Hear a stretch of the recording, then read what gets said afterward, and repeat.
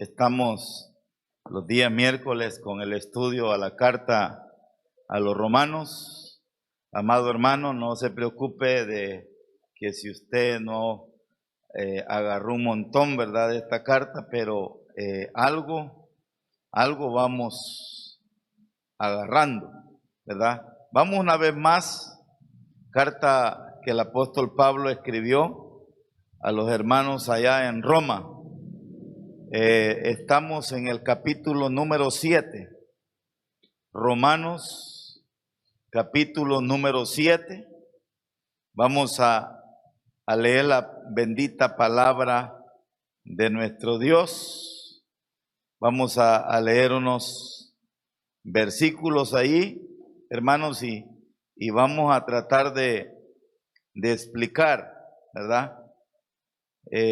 Capítulo 7, versículo 7 en adelante. ¿Lo tenemos, hermano?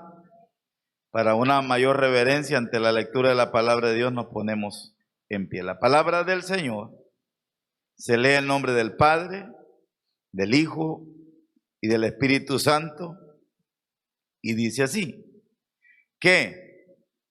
¿O qué diremos? Pues, ¿la ley es pecado? En ninguna manera.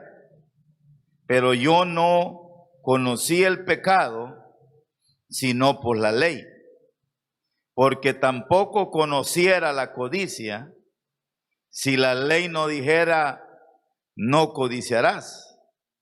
Mas el pecado, tomando ocasión por el mandamiento, produjo en mí toda codicia, porque sin la ley el pecado está muerto, y yo sin la ley vivía en un tiempo, pero venido el mandamiento, el pecado revivió y yo morí. Y hallé que el mismo mandamiento que era para vida, a mí me resultó para muerte, porque el pecado, tomando ocasión por el mandamiento, me engañó y por él me mató. De manera que la ley a la verdad es santa, y el mandamiento santo, justo y bueno. Versículo 13.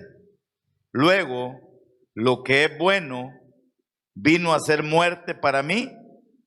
Esas preguntas que el apóstol Pablo hace y siempre le da respuesta. En ninguna manera, sino que el pecado, para mostrarse pecado, produjo en mí la muerte por medio de lo que es bueno, a fin de que por el mandamiento el pecado llegase a ser sobremanera pecaminoso. Porque sabemos que la ley es espiritual, mas yo soy carnal, vendido al pecado, porque lo que hago no lo entiendo, pues no hago lo que quiero, sino lo que aborrezco, eso hago. Y si lo que no quiero, esto hago, apruebo que la ley es buena, de manera que ya no soy yo quien hace aquello, sino el pecado que mora en mí. Y yo sé que en mí, esto es, en mi carne, no mora el bien, porque el querer el bien está en mí, pero no el hacerlo, porque no hago el bien que quiero, sino el mal que no quiero, eso hago. Y si hago lo que no quiero, ya no lo hago yo, sino el pecado que mora en mí. Así que queriendo yo hacer el bien, hallo esta ley, que el mal está en mí, porque según el hombre interior, me deleito en la ley de Dios, pero veo otra ley en mis miembros, que se rebela contra la ley de mi mente, y que me lleva cautivo a la ley del pecado que está en mis miembros. Versículo 24. miserable de mí, ¿quién me librará de este cuerpo de muerte? Gracias doy a Dios. Ahí hace la pregunta el apóstol, miserable de mí, ¿quién me librará de este cuerpo de muerte? Gracias doy a Dios por Jesucristo, Señor nuestro.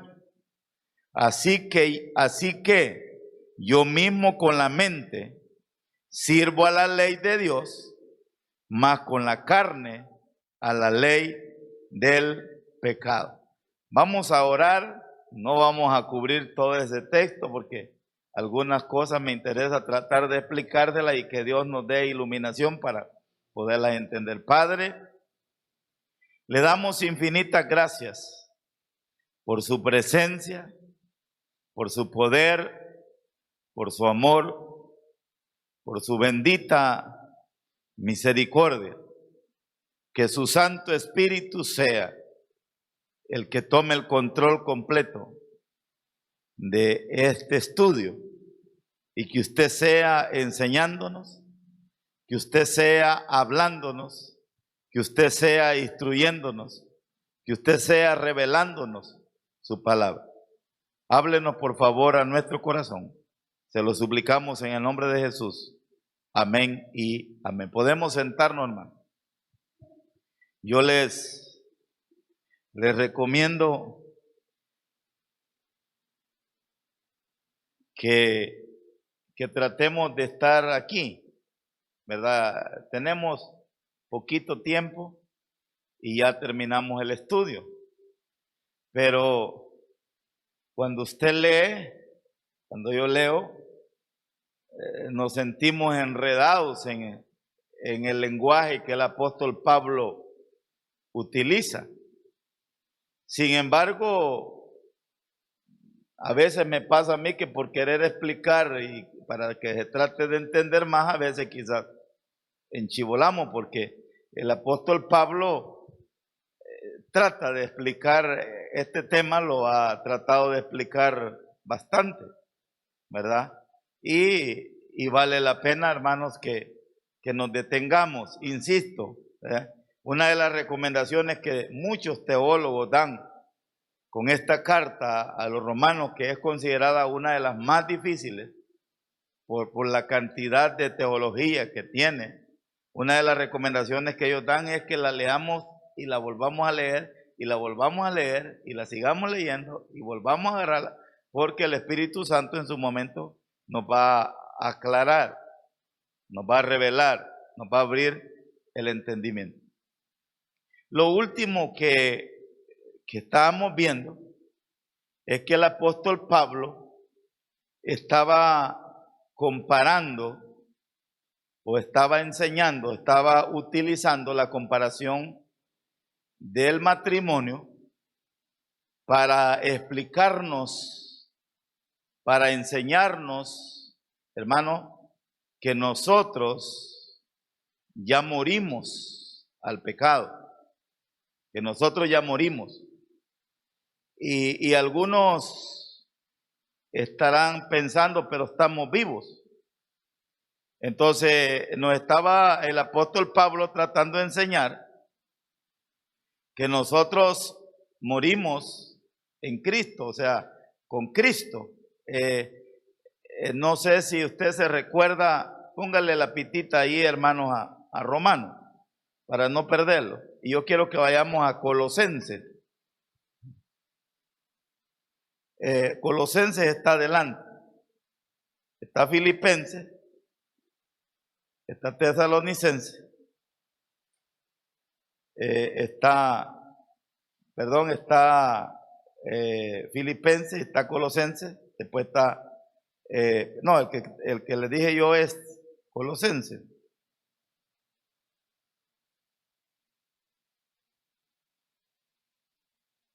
Capítulo 3.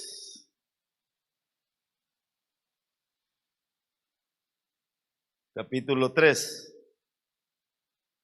Solo para que tengamos un entendimiento un poquito mayor de esta parte, de que nosotros en Cristo, juntamente con Cristo, morimos. En el momento que nosotros creímos en Él, nosotros nos identificamos en la muerte de Cristo. Él murió en la cruz del Calvario por nosotros. Y es como que si nosotros hubiéramos muerto. Él murió en sustitución nuestra, ¿verdad?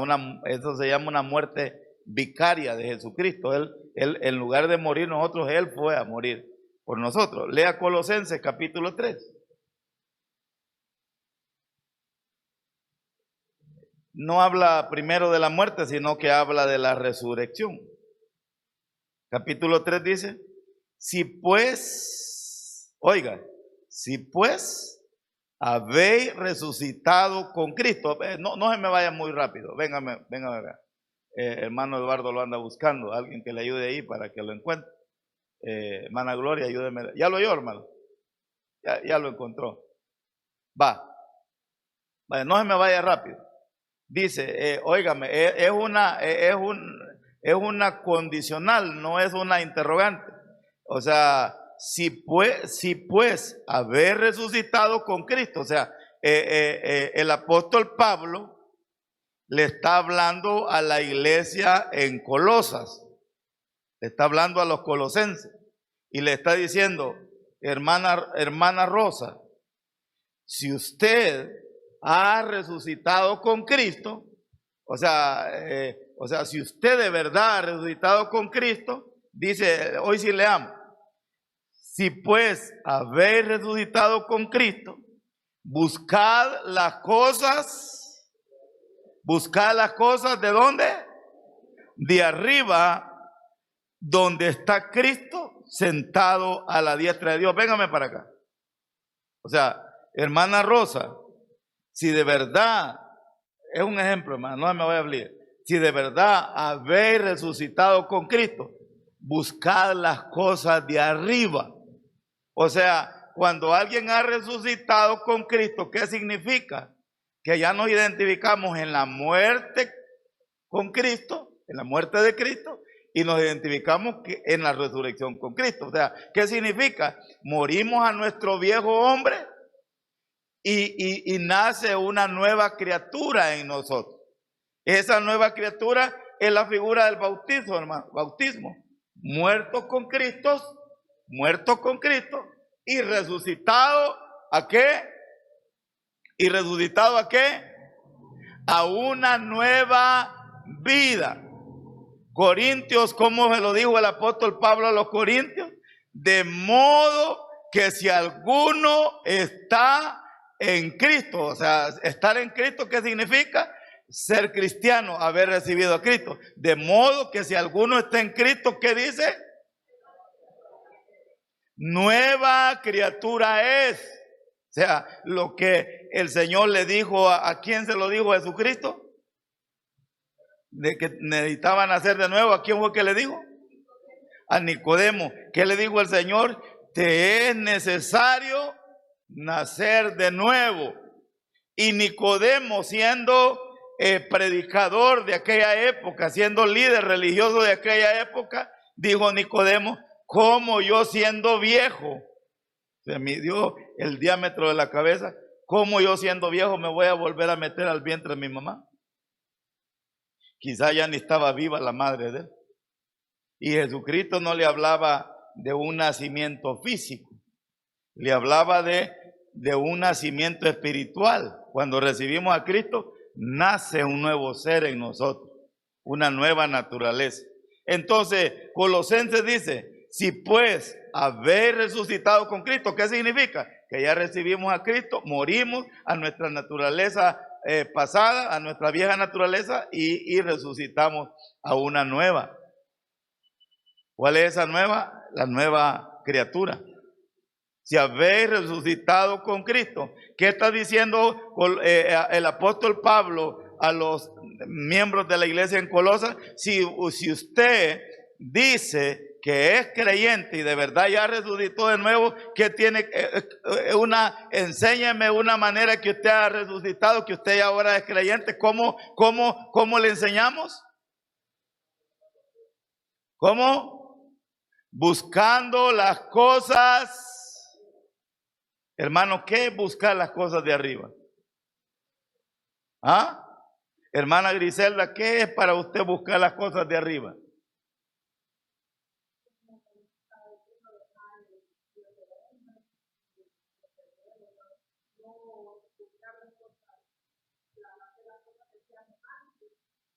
Amén. Hermana Rosa, ¿qué una idea? ¿Qué es buscar las cosas de arriba? Las cosas de arriba son las cosas de Dios, las cosas espirituales.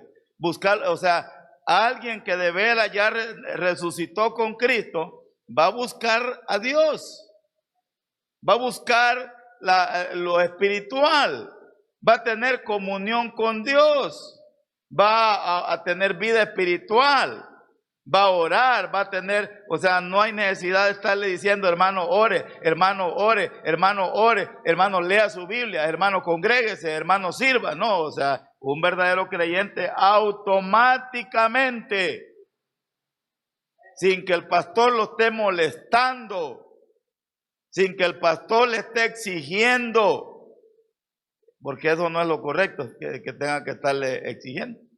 Tiene que buscar las cosas de arriba. Siga leyendo Colosenses. Si pues haber resucitado con Cristo, buscar las cosas de arriba. ¿Qué más sigue diciendo? Donde está Cristo sentado a la diestra de Dios. Ese es el lugar que ocupa mi Señor Jesucristo actualmente. ¿A dónde, hermanos, lo podemos ver nosotros? Desde que Él ascendió a los cielos después de haber resucitado, ascendió a los cielos y Él dice que está a la diestra del Padre. ¿Y qué hace actualmente Jesucristo ahí donde está? ¿Qué hace? Intercede por cada uno de ustedes. Está orándole al Padre y le dice, fortalece a Pedro, fortalece a mi hijo Pedro, fortalece, ayudarle, que no se desanime, darle salud. Eso es lo que Dios está, eso es lo que Jesucristo está haciendo, intercediendo. Fortalece a mis hijos del tabernáculo bíblico de Carazú. Eso es lo que está haciendo Jesucristo actualmente, intercediendo por nosotros delante del Padre. El versículo 2 dice que busquemos. Lo primero que debe de hacer un resucitado es buscar. Segundo, ¿qué debe de hacer? Poner la mira en las cosas de arriba, no en las de la tierra. Hermano lindo, mire, quizás le voy a predicar otro sermón. Poned la mira en las cosas de dónde y no en las de la tierra, porque el problema de usted, el problema mío, el problema de los seres humanos, que nuestra mirada la tenemos más puesta en las cosas de la tierra que en las de los cielos. Nos interesa más lo terrenal que lo celestial. Véngame para acá, por eso le dije yo, le voy a robar un segundo porque esto no lo tenía. Le dedicamos más tiempo a lo terrenal que a lo celestial. Allá en los evangelios, el Señor dijo que hay que hacer tesoros. ¿A dónde, hermano? Donde la polilla no corroe, ni los ladrones. ¿Y a dónde es eso? ¿A dónde es eso? Todo, mire hermano, y ese sermón yo se lo estoy debiendo. Porque hay muchos que no queremos hacer tesoros allá. ¿Cómo se hace tesoro allá? Sirviendo. ¿Cómo se hace tesoro allá? Sirviendo, ganando almas, haciendo la obra del Señor, sirviendo, no solamente, sí, la ganada de almas es especial. Entonces el Señor dice, primero dice buscar las cosas de arriba, el segundo dice poner la mira en las cosas de arriba, no en las de la tierra, y tercero dice, da la explicación por qué debemos de hacer esas dos cosas, porque habéis muerto. Hermano, ¿cómo dice allí? ¿Cómo dice? O sea, el apóstol Pablo le está diciendo a la iglesia de Colosas que ellos ya murieron. No sé si usted me está entendiendo, porque eso es lo que yo le quiero explicar. Si el apóstol Pablo estuviera esta noche aquí, le hubiera dicho, hermano, ustedes ya murieron. ¿Y cómo es eso que morimos? Morimos con Cristo. El día que Cristo estaba muriendo, Él estaba muriendo por usted y por mí, en la cruz del Calvario. Y nosotros tenemos que creer eso. Y dice, porque habéis muerto, oiga, y vuestra vida está escondida, ¿cómo? Con Cristo, ¿en quién? En Dios. Esto, algunas veces esto nos cuesta entender, pero mire hermano, véngame para acá, regáleme un segundo. Cuando Dios, véngame para acá, véame para acá, cuando Dios me quiere ver a mí, cuando Dios quiere ver a la hermana Griselda, Dios no la ve a ella directamente. Porque entre Dios y la hermana Griselda, ¿quién está? Jesucristo. ¿Y cómo está? No, sí, está intercediendo, Él está, pero en el momento que Él se convierte en esta pregunta que yo le estoy haciendo, en este momento, Él no está intercediendo, sino que Él está crucificado. Cuando Dios ve a hermana Griselda, no la ve a ella directamente, ve a Cristo crucificado. La sangre de Cristo. Entonces, eso es lo que Colosenses 3 dice, porque habéis muerto y vuestra vida está escondida. ¿Con quién está escondida? Con Cristo en Dios. Entonces, esto es lo que a la gente le cuesta entender. Dios, cuando quiere ver a hermana Rosa, no la ve directamente a ella. En medio está Cristo, que es el que nos reconcilió, que es el que nos perdonó, que Él es el que murió y nos perdonó y nos lavó y nos santificó y nos justificó y nos salvó. Nos redimió todas las buenas obras que Él hizo a favor nuestro. Entonces, cuando Dios quiere ver a hermana Rosa, ¿cómo la ve? ¿Cómo la ve? La ve nítida. La ve limpia. ¿Sabe cuál es el problema? Véngame para acá. ¿Sabe cuál es el problema? Que nosotros no lo creemos.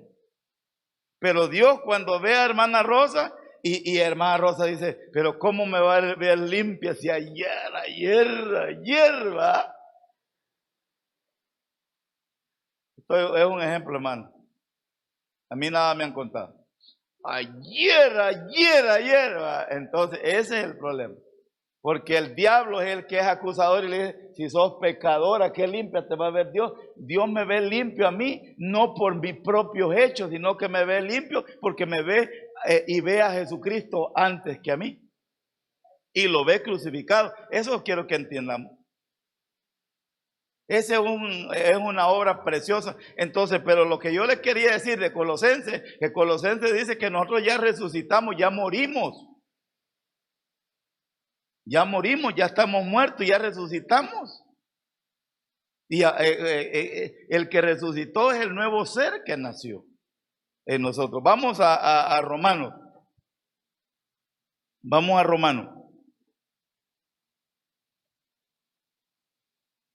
Entonces, Romanos, capítulo 7, el apóstol Pablo está tratando de comparar la relación del creyente con la ley, con el pecado.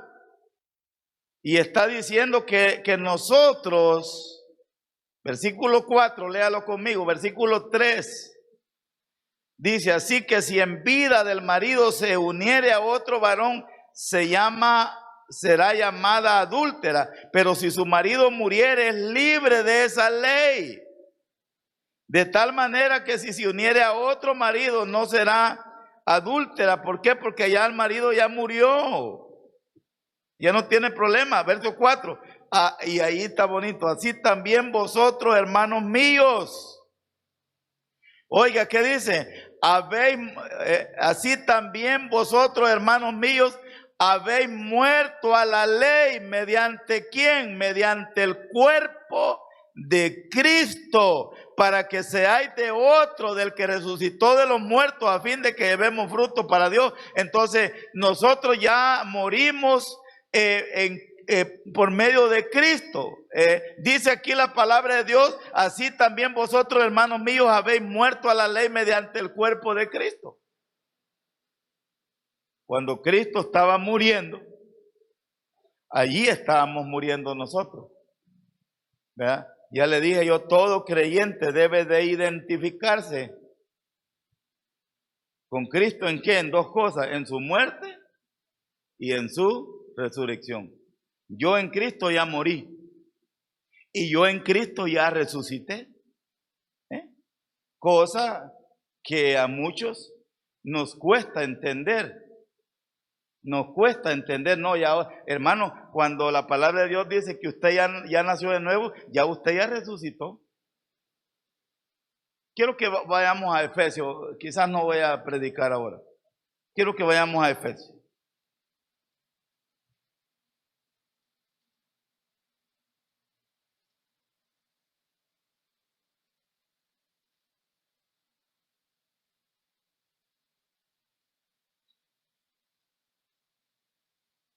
Busque Efesios.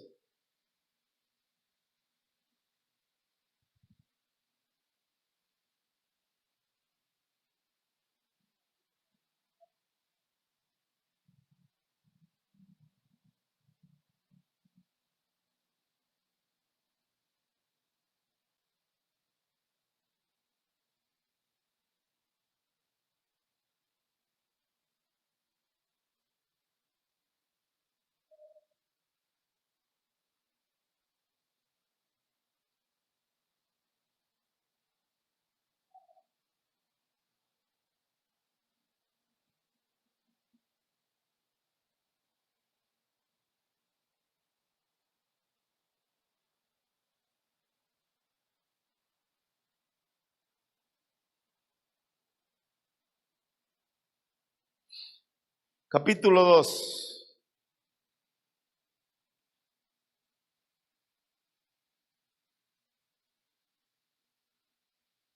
¿Lo tiene? Dice: y Él os dio vida a vosotros cuando estabais muertos en vuestros delitos y pecados. Esto ya lo hemos estudiado un montón de veces. Así estábamos nosotros cuando Él nos encontró muertos, en los cuales anduviste en otro tiempo,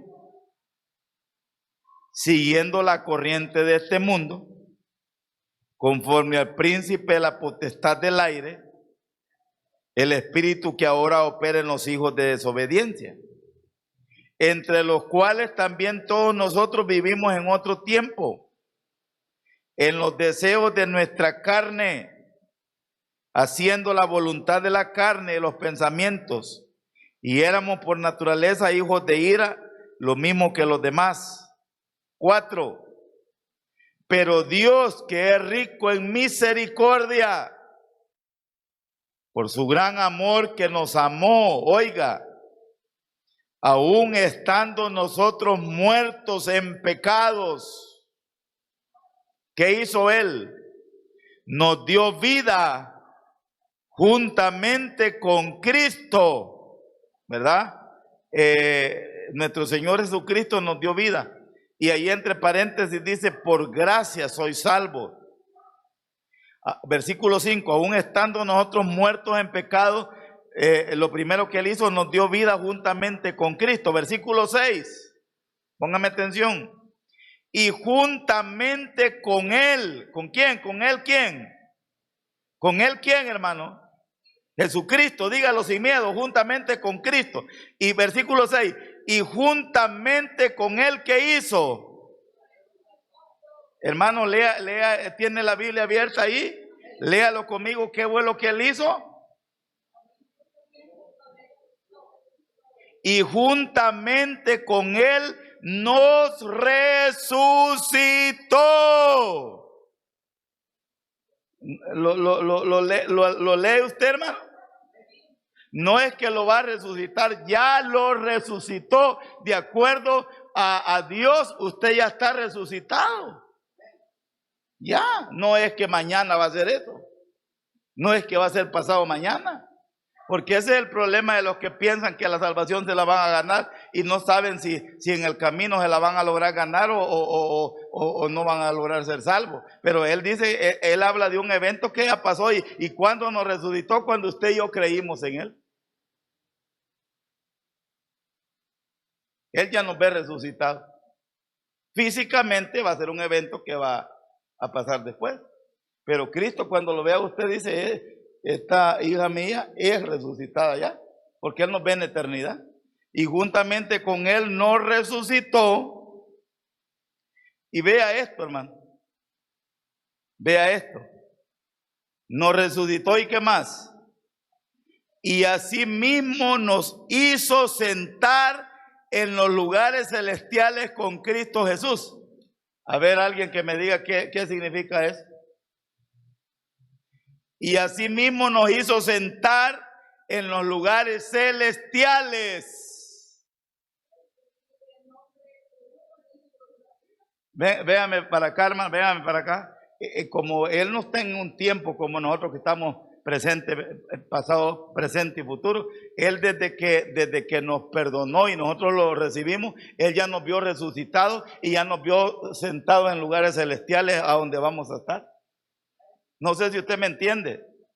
O sea, eso es como que usted tiene que tener fe, óigame hermano, porque todo es por fe, de que quizás su condición de salud ahorita tal vez no sea la mejor, pero usted se tiene que ver en el futuro que usted está bien de salud. Quizás su economía ahorita no sea la mejor, pero usted tiene que verse en el futuro con su economía mejor. Quizás su familia en este momento no sea la mejor, pero usted tiene que verse en el futuro que su familia está mejor, está bien, está bendecida. Yo no sé si usted me está entendiendo. Cristo ya lo ve a usted bendecido.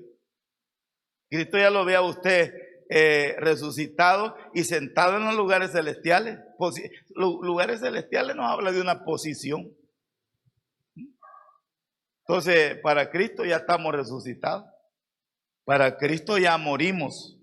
En Él morimos y en Él morimos y en Él resucitamos. Entonces, el capítulo 7, los primeros versículos del capítulo 7 nos están hablando y está comparando el apóstol Pablo que nosotros ya no nos gobierna la ley.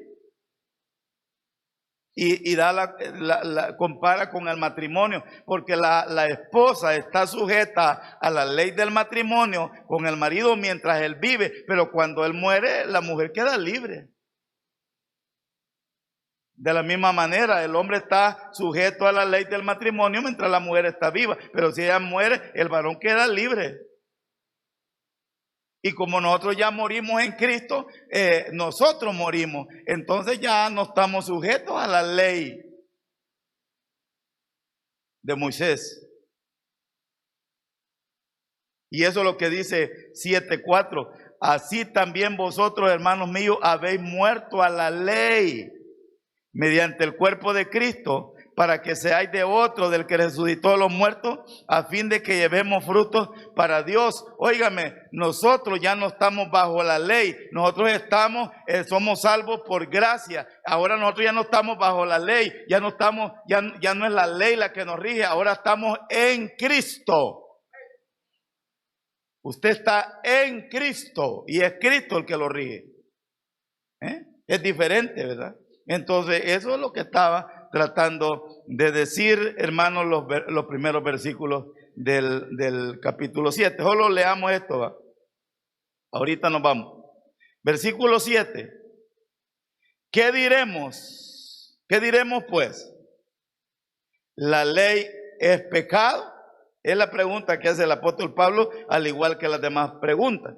Porque, hermano, si nadie pudo guardar la ley, si nadie pudo cumplir la ley, Entonces, la pregunta que algunos podrían hacer, entonces la ley es pecado. Y el apóstol Pablo responde y dice, en ninguna manera la ley no es pecado, la ley es buena. Ya vamos, bueno, ahorita ya no alcanzamos, pero vamos a ver en su relato que él dice que la ley es buena, la ley es santa. Toda la cantidad de preceptos, de mandamientos, de estatutos que Dios le dio a Moisés, la ley no es pecado. Y la ley no es mala. Y solo leo esto y nos vamos. ¿Qué diremos pues? ¿La ley es pecado? Él responde y dice, en ninguna manera. Pero yo no conocí el pecado sino por la ley, porque tampoco conociera la codicia si la ley no dijera, no codiciarás. El apóstol Pablo está diciendo, la ley no es pecado, en ninguna manera es pecado. Pero yo conocí el pecado, en ninguna manera, pero yo no conocí el pecado sino por la ley. Regáleme un segundo. Allí el apóstol Pablo habla del propósito de la ley, de lo que la ley perseguía para con los seres humanos, el objetivo de la ley. Y eso se los hemos explicado varias veces, se lo volvemos a explicar, se lo volvemos a decir. En ninguna manera, la ley en ninguna manera es pecado, pero yo no conocí el pecado sino por la ley.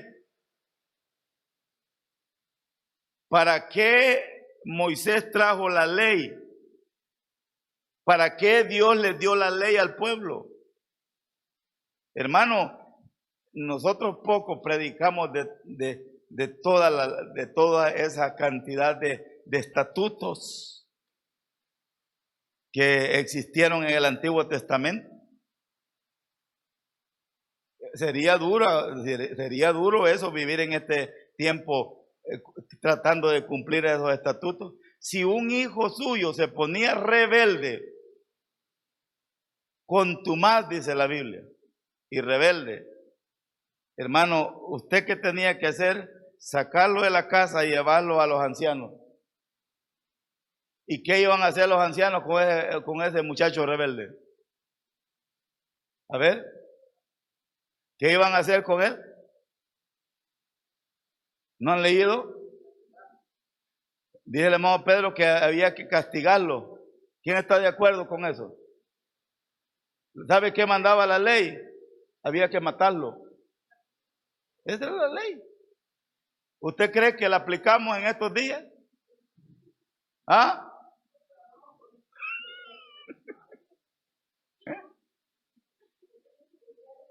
¿Sí? Por eso la palabra del Señor dice que los hijos deben de honrar a sus padres para que sean de larga vida. Ese versículo está haciendo reverencia a la ley. Porque en aquel momento si a algún hijo le faltaba el respeto a los padres, moría, tenía que morir.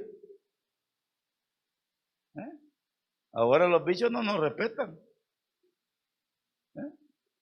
Pero como ese es el punto, no estamos bajo la ley. Entonces la ley no sirvió para salvar a nadie, porque la ley no, óigame hermano, la ley no tiene capacidad para perdonar, para salvar, para redimir, para hacer nada. La ley para lo que sirve es para revelarnos que eso es pecado.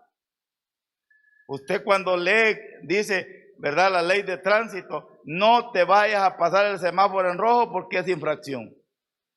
La ley contempla que usted no puede pasar del semáforo en rojo, y si se lo pasa, quede expuesto a una multa. Pero sin ley, cualquiera hacía lo que quería y no había problema, porque no hay nada que diga que eso es prohibido. ¿Ah? Entonces la ley sirvió no para salvarnos, la ley sirvió para revelarnos que estábamos mal, que estábamos infringiendo, que estábamos pecando, que estábamos desobedeciendo. Pero mientras no hubo ley, no, ¿cómo sabíamos si lo que estábamos haciendo era o no era pecado? Eso es lo que está diciendo el 7:7. En ninguna manera. Pero yo no conocí el pecado sino por la ley. El día que tuve en mis manos la ley, supe que codiciar era pecado. Antes de tener la ley escrita, yo no sabía, yo estaba codiciando y no sabía que estaba pecando. Eso es lo que está diciendo el apóstol Pablo. Mire, hermano, hay unos cakes allí que nos llaman, ¿verdad? Amén, hermano. Ya es hora, va, lo dejamos para otro día, va. Amén, ¿verdad? Así es de que vamos a dejar la continuación para el próximo, próximo miércoles creo que no va a haber estudio porque estamos en campaña. Lo vamos a dejar para después de estos días. Señor, gracias por su palabra. Gracias por el privilegio y la oportunidad, mi Señor, que usted nos da de poderle servir.